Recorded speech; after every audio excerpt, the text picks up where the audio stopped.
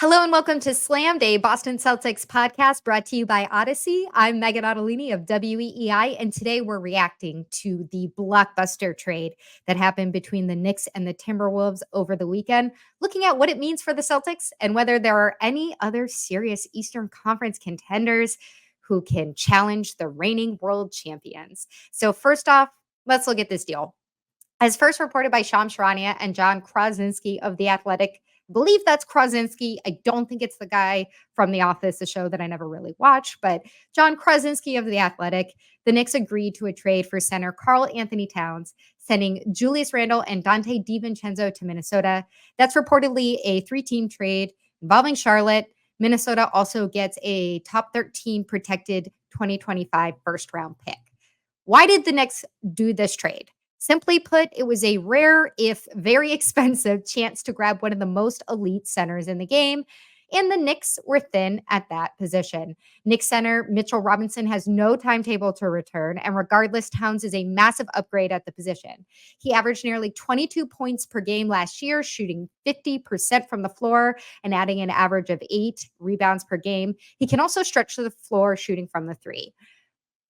The biggest question for the Celtics now is whether those beefed up Knicks are a real threat to Boston. Because before adding Towns, New York also added undersized wing Mikal Bridges, who averages about 16 points per game, or so he did at least last year in Brooklyn.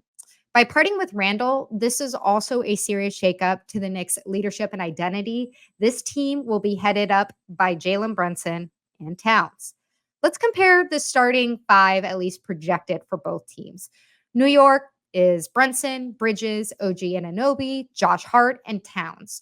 With Kristaps Porzingis looking closer to a Mitchell Robinson type schedule in terms of rehabbing his injury, let's project the Celtics starting five as Drew Holiday, Derek White, Jaylen Brown, Jason Tatum, and Al Horford.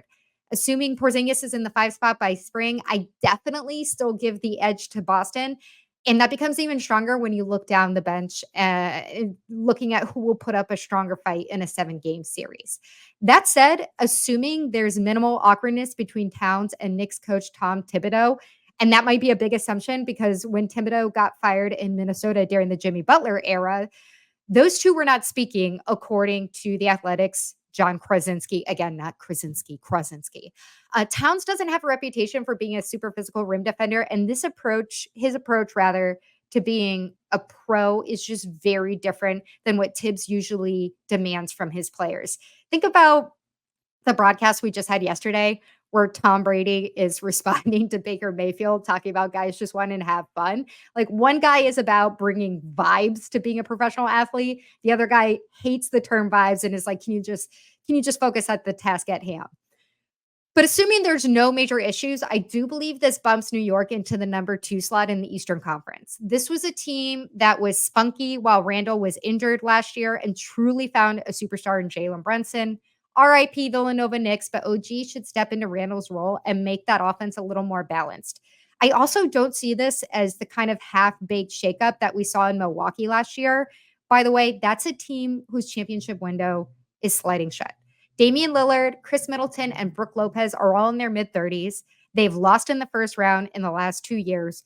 Doc Rivers has not proven that he is connecting with that team and motivating them in a meaningful way.